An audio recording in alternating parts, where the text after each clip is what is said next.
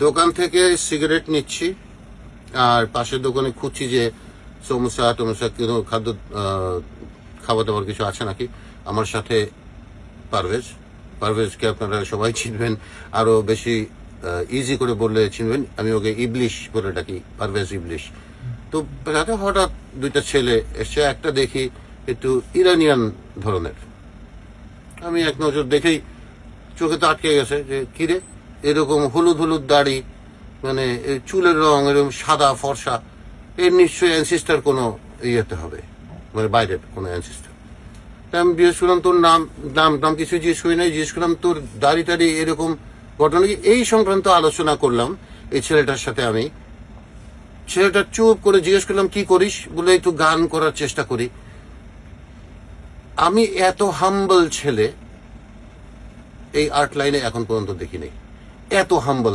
আমি মানে কিছুই বুঝলাম না যে এই ছেলেটা সম্বন্ধে সারা এই দেশ জুড়ে মধ্যে উৎপাত উৎকণ্ঠা কি শুরু হলো।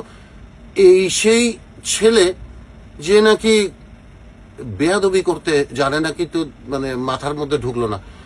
আসার পরে গান শুরু করলো, সে আরেক মানে ডেঞ্জারাস ব্যাপার, এক লাইন গানের পরে মাথা নষ্ট হয়ে গেছে যে এটা কি গাচ্ছে ছেলেটা। পুরো গান শেষ করার পরে জিজ্ঞেস করলাম তুই কে রে। আমি ভাবছি যে ছেলেটার তো লিফট দিতে হবে, মানে এর গান রেকর্ডিং করতে হবে, এত ভালো গায়। তারপরে তুই কে, বলে আমি নোবেল।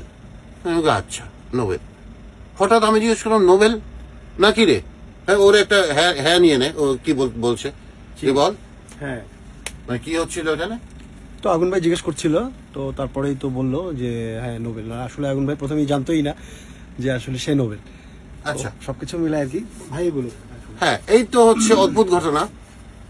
আমি আবার বলছি যে ও তো মানে ও যখন কি রে তোর দাড়ি চুল দাড়ি এরকম কেন, ও তো বলতে পারতো ভাইয়া আসসালাম আলাইকুম আমি নোবেল। ছেলেটা বলে নাই, এবং উল্টা দিকে ছেলেটা দাঁড়িয়ে আছে। অদ্ভুত মানে আশ্চর্য ব্যাপার, ছেলেটাকে ইশারা না করা পর্যন্ত সেটা বসে না মুরব্বীদের সামনে। এইরকম আমার ব্যক্তিগত মতামত এটা, আপনাদের কি অভিজ্ঞতা সেটা আমি জানি না, আমার ব্যক্তিগত মতামত এক্সপ্রেস করার অধিকার আমার আছে।